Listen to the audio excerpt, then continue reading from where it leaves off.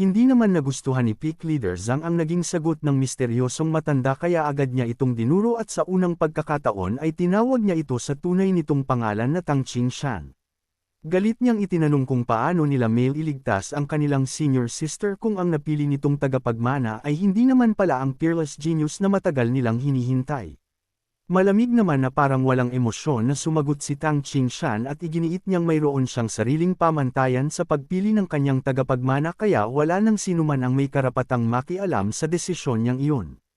Mula raw noon hanggang ngayon ay hindi kailanman nagbago ang kanyang layunin na iligtas ang kanilang senior sister kaya hindi niya kailangang ipaliwanag ang bawat hakbang na kanyang ginagawa. Idinagdag pa niya na kung ang tunay na dahilan ng pagpunta ng tatlo niyang junior brother ay upang maghanap lamang ng gulo ay maaari na silang magsimula anumang oras dahil hinding-hindi siya uulong sa kanilang hamon. Hindi naman pinansin ni Peak Leader Zhang ang lantaran pagbabante sa kanila sa halip ay ibinaling niya ang kanyang atensyon sa batang martial artist na nakatayo sa tabi ni Tang Qingshan. Mahigpit niya itong pinagmasdan bago malamig na nagtanong kung ito ba ang napiling tagapagmana ng kanilang second brother. Nanatili namang tahimik si Qin Yan dahil wala siyang ideya sa tunay na pinagmumulan ng usapan ng mga taong nasa kanyang harapan. Pero dahil wala silang nakuhang sagot mula kay Qin Yan ay nilingon ni Peak Leader Zhang ang Great Envoy sabay malamig niyang inutusan itong sabihin ang tunay na pagkakakilanlan ng batang martial artist na kasama ni Tang Qingshan. Gayunpaman ay hindi rin nakapagsalita ang Great Envoy at kitang-kita sa kanyang mukha ang matinding takot na tila wala siyang lakas ng loob na magsabi ng kahit isang salita habang naroon si Tang Qingshan. Nang makita naman ni Uyang Ba ang nangyayaring pag-uusap ay agad niyang naisip na ito na ang pinakamainam na pagkakataon upang ilagay sa alanganin sina Qin Yan. Buong tapang siyang lumabas at nagpresenta na siya na lamang ang sasagot sa tanong ni Peak Leader Zhang. Pero bago ang lahat ay magalang muna niyang ipinakilala ang sarili bilang sect leader ng Mystic Spirit Sect. Pagkatapos nito ay sinimulan niyang ipakilala si Qin Yan kung saan sinabi niyang isa itong disciple ng kanilang sect na nagtataglay ng pambihirang talento at paulit-ulit ng nakalikha ng mga himala. Isa na rito ang matagumpay nitong pag-abot sa ikalimang palapag ng Martial Serendipity Pavilion na isang tagumpay na bihirang maabot ng kahit sinong nilalang. Nang marinig naman iyon ni Peak Leader Zhang ay agad siyang natuwa dahil kahit para sa kanila ay napakataas na tagumpay ang marating ang ikalimang palapag ng Martial Serendipity Pavilion. Maging sina Peak Leader Duanmo at Peak Leader Liu ay hindi rin napigil ang humanga kaya dahil dito ay pinuri pa nila si Tang Qingshan sa pagpili ng isang napakahusay na tagapagmana. Habang masaya pa ang tatlong Peak Leader ay muli na namang nagsalita si Uyang Ba at nalulungkot niyang sinabi na sa kabila ng lahat ng talento at mga nagawa nito ay nagtataglay lamang si Qin Yan ng isang 10th grade yellow rank martial spirit. Sa sandaling marinig iyon ng tatlong Peak Leader ay biglang nagbago ang kanilang ekspresyon at agad na nagdilim ang mukha ni Peak Leader Zhang dahil para sa kanya ay isa lamang iyong walang silbing martial spirit na matatagpuan kahit saan. Pati sina Peak Leader Duanmo at Peak Leader Liu ay nawala ang kanina nilang kasiyahan. Pakiramdam nila ay nasayang lamang ang halos 100 taong paghahanap ni Tang Qingshan sa isang tagapagmanang inaasahan nilang magiging susi sa pagliligtas sa kanilang senior sister. Ngunit tahimik lamang na nakinig si Tang Qingshan sa lahat ng kanilang sinabi. Pagkaraan ng ilang sandali ay dahan-dahan niyang inilabas ang kanyang sandata at malinaw na ipinakita na handa siyang harapin ang tatlong Peak Leader anumang oras. Muli niya pang ipinaalala na ang pagpili niya sa kanyang tagapagmana ay sarili niyang desisyon at wala ni isa sa kanila ang may karapatang husgahan ang sinumang kanyang pinili. Matapos naman sabihin ang mga salitang iyon ay alam niyang anumang oras ay maaaring sumiklab ang labanan sa pagitan nilang apat kaya agad niyang inutusan sina Princess Miao Miao at Long Ho na ilayo si Qin Yan sa lugar upang hindi ito madamay. Subalit hindi pa man sila nakakakilos ay agad silang pinigilan ni Peak Leader Zhang. Mariin niyang binalaan ang lahat na oras na may sinumang sumubok umalis ay hindi niya masisigurado ang kanilang kaligtasan. Patuloy naman na tumitindi ang tensyon sa pagitan ni Tang Qingshan at ng tatlong Peak Leader hanggang sa biglang umalangaw ang malakas na pagtawa ni Qin Yan. Mula pa kanina ay tahimik lamang siyang nakatayo sa likuran at pinagmamasdan ang lahat ng nangyayari ngunit sa pagkakataong iyon ay hindi na niya napigil ang matawa. Labis naman na nabahala si Tang Qingshan sa ginawa ni Qin Yan. Alam niyang lalo lamang nitong magagalit ang tatlong Peak Leader kaya muli niyang inutusan si Qin Yan na umalis kasama sina Princess Miao Miao. Pero mariing umiling si Qin Yan at wala siyang balak tumakas.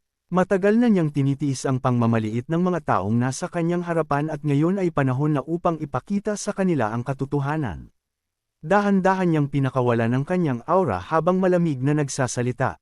Sinabi niyang hindi lahat ng nakikita ng mga mata ay siyang tunay na realidad. May mga pagkakataong mas mabuting manahimik kaysa magmataas at isipin na nakahihigit sila sa lahat. Nang marinig ang mga katagang iyon ni na Princess Miao Miao at Long Ho ay agad nilang naunawaan ang balak ni Qin Yan. Hindi nila napigil ang mapangiti dahil matagal na rin nilang gustong sampilan ng katotohanan ang mga taong patuloy na humahamak sa kay Qin Yan. Gayunpaman ay pinili nilang manatiling tahimik at hayaan si Qin Yan mismo ang magpatunay ng kanyang tunay na halaga. Makalipas ang ilang sandali ay lalo pang lumakas ang aura na bumabalot sa katawan ni Qin Yan habang unti-unti niya itong pinakawalan. Napakunot noon naman agad ang tatlong pick leader habang pinagmamasdan ang kakaibang pangyayaring iyon.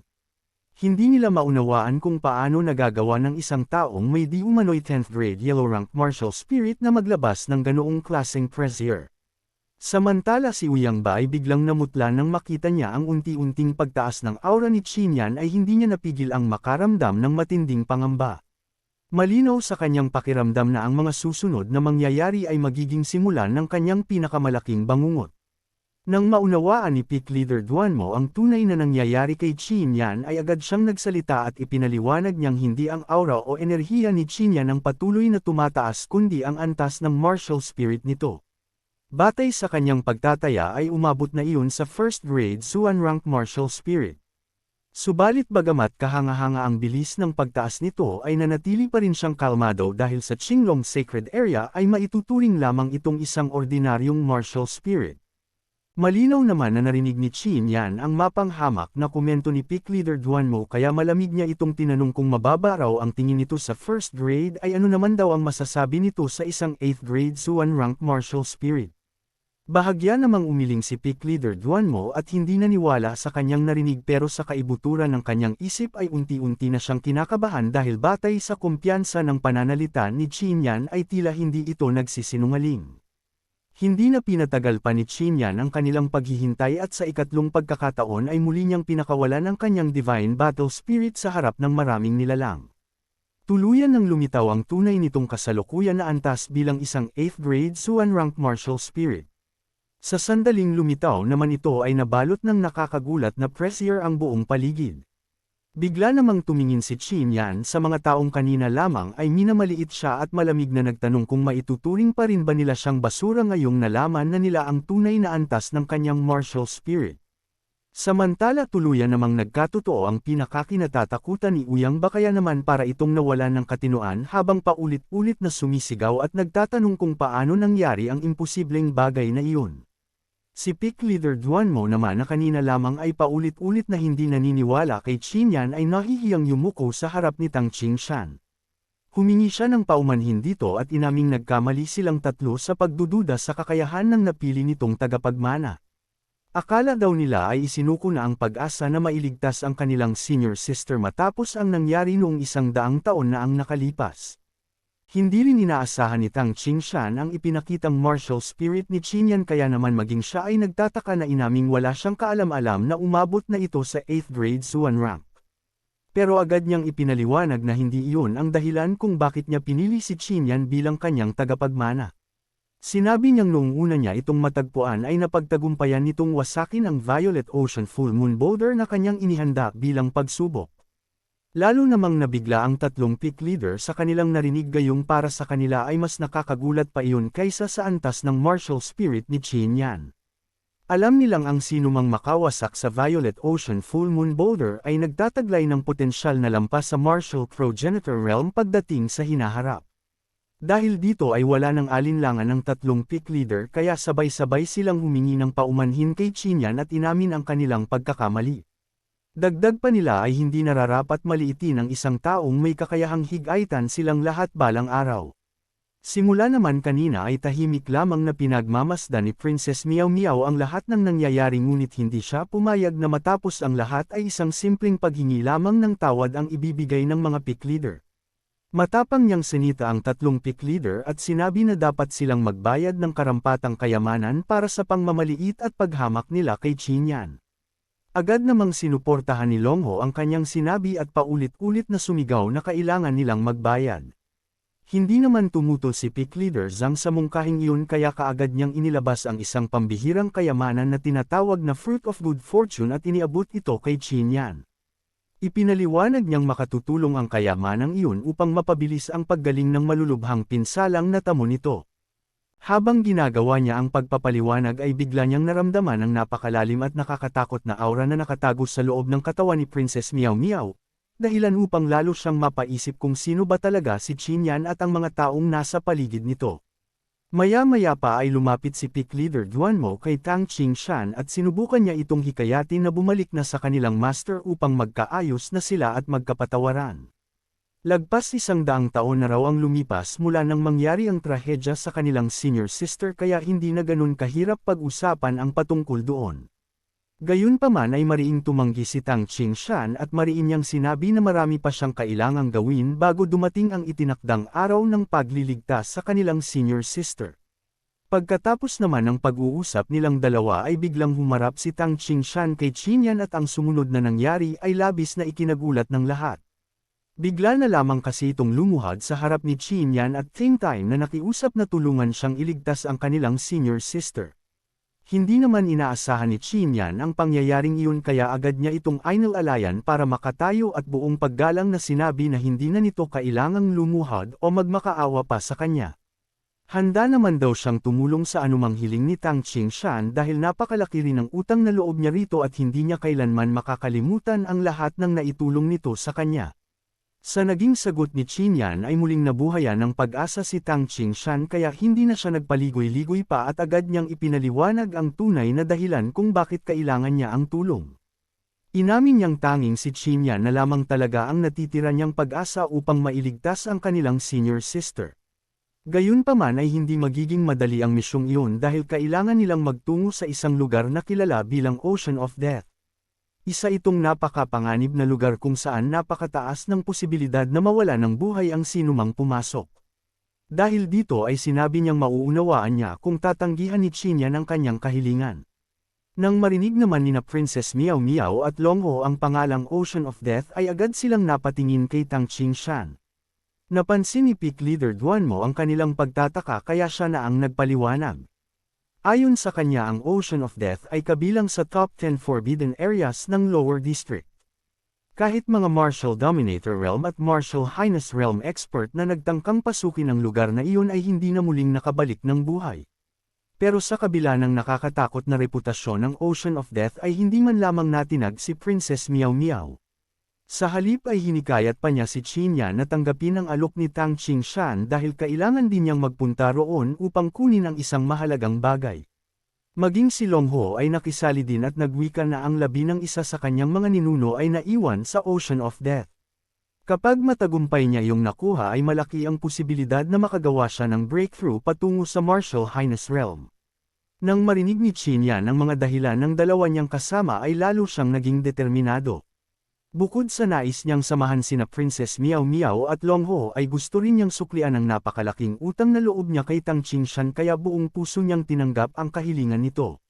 Nang marinig naman ang kanyang sagot ay bahagyang ngumiti si Tang Qingshan bago sinabi na 3 taon na lamang ang natitirang panahon bago muling magbukas ang Ocean of Death. Sa loob ng 3 taong iyon ay kailangan munang magpunta ni Qin Yan sa Qinglong Sacred Area o sa Feiyang Sacred Area upang mabilis na mapalakas ang kanyang cultivation.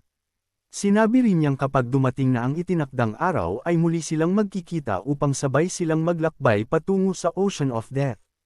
Bago tuluyang umalis ay inilabas ni Tang Qingshan ang isang espesyal na badge at iniabot ito kay Qin Yan. Ipinaliwanag niyang sa pamamagitan nito ay maaari siyang tawagin ni Qin Yan saan mang lugar siya naruroon kapag naharap ito sa isang matinding panganib. Subalit 3 beses lamang daw maaaring gamitin ang badge kaya kailangan niyang pag-isipang mabuti ang bawat pagkakataong gagamitin niya ito. Matapos ibigay ang kanyang mga huling bilin at ang badge ay walang pag-aatubiling umalis si Tang Qingshan. Tahimik namang nanood ang lahat habang unti-unti itong naglaho sa kanilang paningin. Ilang sandali pa lamang ang lumipas matapos ang paglisan nito ay agad na inalok ni Pick Leader Duanmo at Pick Leader Zhang si Qinyan na sumama sa kanilang Qinglong Sacred Area. Nangako silang personal nila itong susuportahan at ibibigay ang lahat ng kinakailangang yaman at mapagkukunan upang mapabilis ang kanyang paglakas. Hindi rin nagpahuli si Pick Leader Liu. Inalok din niya si Qinyan na maging disciple ng Feiyang Sacred Area at buong kumpiyansa niyang sinabi na kapag sumama ito sa kanila ay wala na itong kailangang ipag-alala. Kahit pa lumabag ito sa mga patakaran kabilang na ang pagpatay o pagnanakaw ay personal niya itong paprotektahan.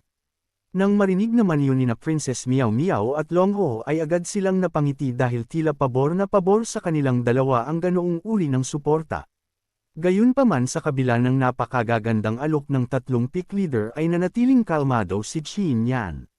Magalang niyang tinanggihan ang kanilang mga imbitasyon dahil ayaw niyang gumamit ng espesyal na pribilehyo upang makapasok sa sacred area. Binanggit pa niyang nais niyang marating ang lugar na iyon gamit ang sarili niyang kakayahan kaya naman kapag natapos na raw niya ang lahat ng kanyang gawain sa Mystic Spirit Sect ay saka na lamang siya pipili kung saang sacred area siya tatango. Iginalang naman ng tatlong pick leader ang desisyon ni Qinyan kaya hindi na nila ito pinilit pa. Sa halip tulad ni Tang Qingshan ay bawat isa sa kanila ay nagbigay rin ng isang badge kay Qinyan. Ipinaliwanag nilang maaari niya silang tawagin kung sakaling malagay siya sa matinding panganib habang papunta sa sacred area. Magalang naman na tinanggap ni Qinyan ang tatlong badge at taos pusong nagpasalamat sa kanilang lahat. Matapos ibigay ng tatlong pick leader ang kanilang mga paunang regalo ay sabay-sabay nilang ibinaling ang kanilang tingin kay Uyangba na nanlulumo pa ring nakaluhod sa lupa. Tinutukan nila ito sa noo ng isang daliri at nang tatakain na nitong magmakaawa ay doon na nila ito tinanggalan ng karapatan. Samantala sa kabilang panig ay nakaluhod din ang Great Envoy habang nanginginig sa takot at naghihintay ng magiging hatol sa kanya. Pero dahil kabilang ito sa Qinglong Sacred Area ay hindi ito tumanggap ng kaparehong kaparusahan gaya ni Uyang Babagkus malamig lamang itong inutusan ni Pick Leader Duanmo na paulit-ulit na ipukpok ang kanyang ulo sa sahig habang nagsusumamo ng kapatawaran. Wala nang lakas ng loob ang Great Envoy upang tumutol kaya agad niyang sinunod ang bawat utos na ibinigay sa kanya. Pagkatapos maparusahan ang dalawang hangal na nagdulot ng matinding kaguluhan kay Qinyan ay naghanda na ring umalis ang tatlong pick leader. Pero bago sila tuluyang lumisan ay muli silang humingi ng paumanhin kay Qinyan at nagpaalam sa isa't isa bilang pagtatapos ng hindi inaasahang pangyayari. Dahil sa pagkamatay ng apat na hangal na sect leader ng top 4 sect ay tuluyang nagbago ang balanse ng kapangyarihan sa buong Luohe Kingdom. Pinangunahan ni Old Shan ang isang malaking pagtitipon ng lahat ng natitirang elders at mga disciple ng dating top 4 sect. Sa harap ng lahat ay ipinahayag niya na simula sa araw na iyon ay wala nang iiral na top 4 sect. Ang lahat ng natitirang sekta ay isa sa ilalim na sa iisang pangalan na walang iba kundi ang Mystic Spirit Sect kaya sasakupon nito ang mga teritoryong iniwan ng tatlong naglaho ng sect. Nang marinig yun ni Princess Miao Miao at Long Ho ay agad silang natuwa na para bang sila mismo ang mangguna sa pananakop ng Mystic Spirit Sect sa buong kaharian. Wala naman ang iba pang kailangang gawin si Qinyan kaya nilapitan niya si Old Shan at ipinaalam na babalik muna siya sa Dragon Vein upang i-refine ng Fruit of Good Fortune. Kailangan niya raw na mapabilis ang paggaling ng kanyang katawan dahil nagsisimula na niyang maramdaman muli ang mga pinsalang natamo sa naganap na labanan. Nang makapag-polem na siya ay agad na siyang nagtungo sa Dragon Vein. At habang pinagmamasdan ni Old Shan ang papalayong anyo ni Qinyan ay nabuo na sa kanyang isipan ang isang pasya. Kapag ganap ng gumaling at lumabas si Qinyan mula sa kanyang closed-door cultivation ay siya na ang itatalaga niyang susunod na sect master ng Mystic Spirit Sect. Samantala sa kailaliman ng Longhu Mountain Range ay patuloy namang nagsasanay si Gangyang nang walang kaalam-alam sa lahat ng nangyari sa Mystic Spirit Sect. Hindi nagtagal ay dumating ang 9 symbolic word spirit upang ihatid ang pinakabagong balita. Isinalaysay nito ang lahat ng nangyari sa malaking pagtitipon para sa kaarawan ni Uyangba kabilang na ang pagkamatay nito ang pag-upo ni Old Shan bilang bagong sect master. Bukod pa doon ay sinabi niya rin ang pagiging young sect master ni Qinyan at ang paglipat ng buong angkan nito sa Mystic Spirit Sect. Ipinaalam din nito na tuluyan ng naglaho ang dating top 4 sect at ang Mystic Spirit Sect na lamang ang natitirang pinakamakapangyarihang sect sa buong Luohe Kingdom. Labis naman na nagulat si Gang Yang sa kanyang narinig. Hindi niya lubos maisip na sa napakaikling panahon ng kanyang pag-alis ay napakarami ng nagbago. Kasabay nito ay lalo pang tumaas ang paghanga niya sa kanyang junior brother na si Qin Yan dahil muli na naman nitong nagawa ang isang himalang halos imposibleng paniwalaan. Sa kanyang isipan ay tahimik siyang nangakong pagsisikapan niyang lumakas pa upang sa muling pagbubukas ng Ocean of Death pagkalipas ng 3 taon ay maging karapat-dapat siyang lumaban sa tabi ni Qin Yan. Habang walang tigil naman sa pagsasanay si Gang Yang ay tahimik ding nagre-refine si Qin Yan ng Fruit of Good Fortune sa loob ng Dragon Vein. Sa paglipas ng ilang araw ay unti-unting gumaling ang lahat ng kanyang mga pinsala. Alam niyang kapag lumabas siya sa Dragon Vein ay iyon na rin ang simula ng kanyang pag-alis sa Mystic Spirit Sect upang tahakin ang landas patungo sa Sacred Areas. Hindi nagtagal ay mabilis na lumipas ang 6 na araw. Paglabas niya mula sa Dragon Vein ay agad siyang nagtungo sa kanyang tirahan. Pero hindi pa man siya nakakarating sa pintuan ay naririnig na niya ang masasayang tawanan at sigawan ng kanyang mga kaibigan na matiyagang naghihintay sa kanyang pagbalik.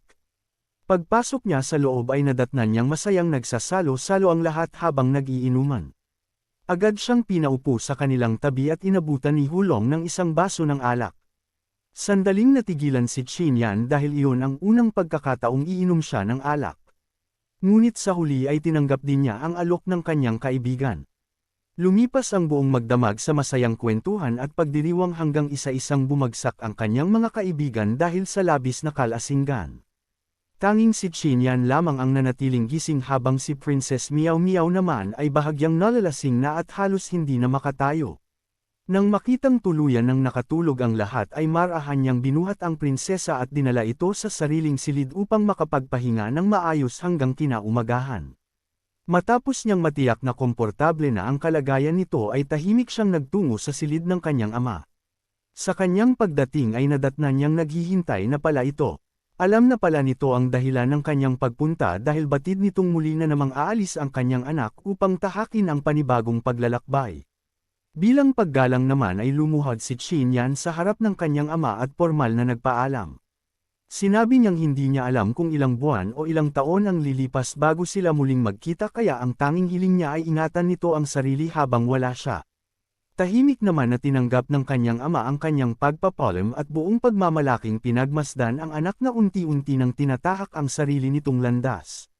Bago pa sumikat ang araw ay tahimik nang umalis sina Qin Yan kasama si Princess Miao Miao at Long Ho. Sinadya nilang umalis nang hindi nagpapalam sa iba pa nilang mga kaibigan upang maiwasan ang masyadong emosyonal na paghihiwalay. Hindi nagtagal ay tuluyan na silang naglaho sa malayo habang ang ama ni Qin Yan ay nanatiling nakatayo at tahimik na pinagmamasdan ang kanilang paglalakbay dala ang paniniwalang balang araw ay babalik ang kanyang anak bilang isang tunay na alamat.